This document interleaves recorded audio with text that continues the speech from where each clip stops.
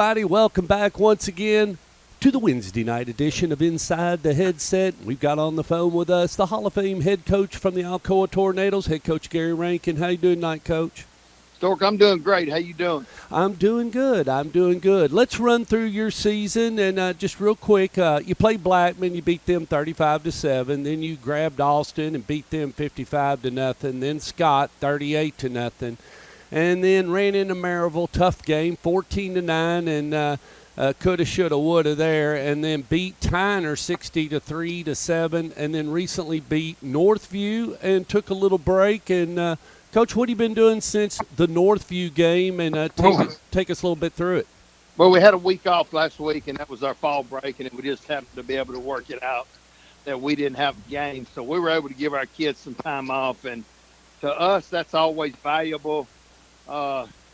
We've been fortunate enough to play 14, 15 games the last few years, and it's a grind on you. So it was good to give the kids some time off, and we went back to work Monday and trying to get ready for a good Kingston team. When you talk about time off, take us through, Coach, what you kind of told them, the do's and don'ts, if you don't mind, and just what not a whole lot, because that's not me most of the time. But we all seem like we always lose somebody over break by a cycle wreck or something. Told them to be careful, have a good time, get some rest, and try to stay away from as many people as you can with all this COVID going on. Now, I don't know how that works out, but just basically get away from football, get away from us, and have some fun. Well, I spent some time with Sonny Sunday or a Monday night, had dinner with him, and or some dessert. We were just talking about, Coach, he said, he'd get up in the morning before he'd go over to the stadium and, he'd take his temperature and he would spit in a cup, and then he'd go to the stadium and basically they would take his temperature. He would give them what he spit earlier, and then he'd have to do it again. But all in all, he said it was about 4 or 5 times before he actually got out on the field just to do what he needed to do to get, whether it be practice or playing a baseball game. And the biggest thing he was scared of, he just didn't want to be the one. Right, and you don't know. We've got one, our backup quarterback has it now. And then, we've got a couple kids in our school. But, it's going to pop up some places that, the ones that's had it at our school and our surroundings that I know of, it's been very mild on them. There hadn't been any serious consequences or anything. So hopefully we can work through it and get our season in. Coach, you catch Roane County, and this guy, he's having a great season. He's 6-1. He's 5-1. He's putting up about 35 points a ball game. Talk to me a little bit about Roane County and this one you got Friday night. Kingston's a prideful little community, and they take a lot of pride in their football team. Coach Pankey's one of my friends, somebody I have great respect for as a person and as a coach, and they do a great job down there with their team, and they always play us tough down there. They prepare well and they coach well, and it's always a good atmosphere, so we're looking forward to it and think it'll be a good game.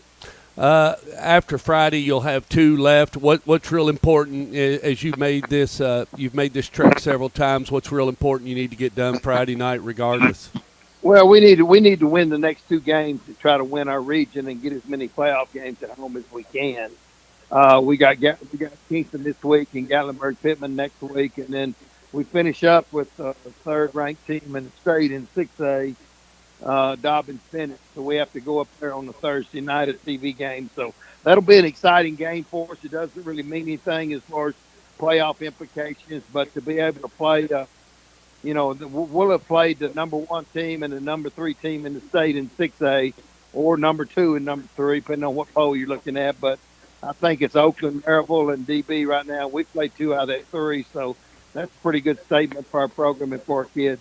Absolutely, and playing that on that tail end, Coach. How do you feel about that? Does that? Well, we feel good about it.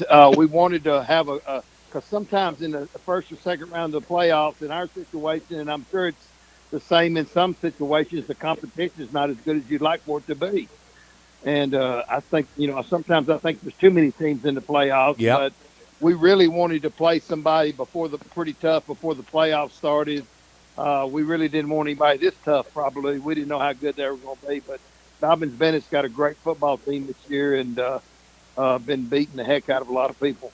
You bring up a wonderful point. You know, if you finish top in your region and then you're going to draw to go to the playoffs, you're drawing a 4 from another region, and you're right, that's not a test at all for you or to stay much in rhythm as you head into the playoffs, is it, for that first round? It's not in our situation sometime. I don't want to talk bad about no. Some situations it is good. Yeah.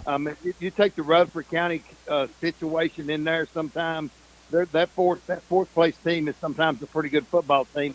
And it's not just our situation. There's different places all over the state that fourth ranked team coming in from another region has to play the first ranked team, and sometimes it's a little bit of a mismatch. Yeah, when they had everybody making it to the playoffs, I think Phillip one time drew Right. Oakland and had to come over here, and it was over with in the first 10 seconds. I mean, Right. and I don't mean that mean, but it was just it's just a definite separation in the talent on the field, and you just can't do. It is, and I mean, the worst thing you want to do is you make the playoffs and then you go somewhere and you get massacred 55-6.